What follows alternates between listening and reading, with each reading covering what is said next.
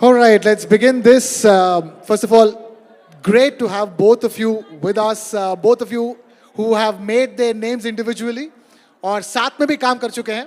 उसके बारे में बाद में बात करेंगे हम. लेकिन Jim, let me begin with you. हम अंग्रेजी में बात कर रहे हैं, लेकिन all your work has been in Hindi.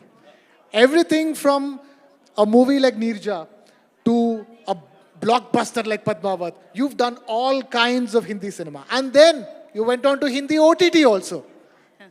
मैं पहले ये पूछूंगा कि आपकी हिंदी कितनी how good is your Hindi now? It's not bad, but I can express myself better in English. Okay, I fair just enough. I grew up speaking English, unfortunately. I lived in Australia. Okay, wonderful. So let me then tell me this. From working in movies like Neerja to more mainstream movies and being part of such successful OTT productions in India, how do you view the Indian entertainment space? Right now we're looking at a time where like the Indian entertainment space has global ambitions.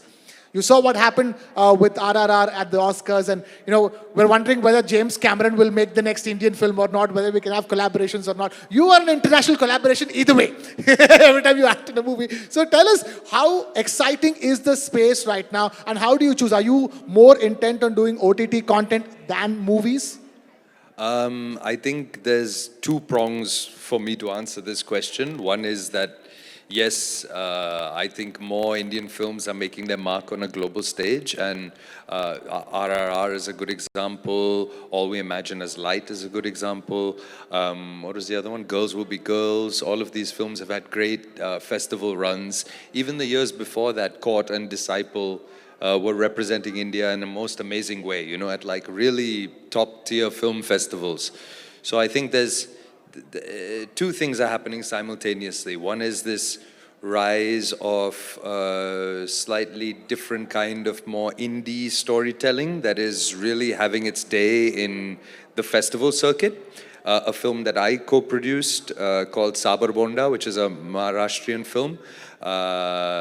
Really, really, really beautiful film. It just won the first Indian film to win the World Cinema Grand Jury Prize at Sundance earlier this year. Wow. Yeah.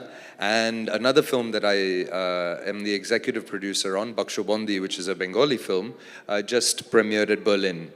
So it is really an exciting time for these kinds of stories, especially stories rooted in a very specific milieu or a very specific Very kind rooted. of culture. Huh? Very rooted, you Very, very rooted indeed. And I know that some films get torn down for having what people say is a foreign gaze looking inwards, I think that happens a lot with certain kinds of films, especially certain kinds of films made by outsiders as well. Outsiders from the main community, I mean, that's all.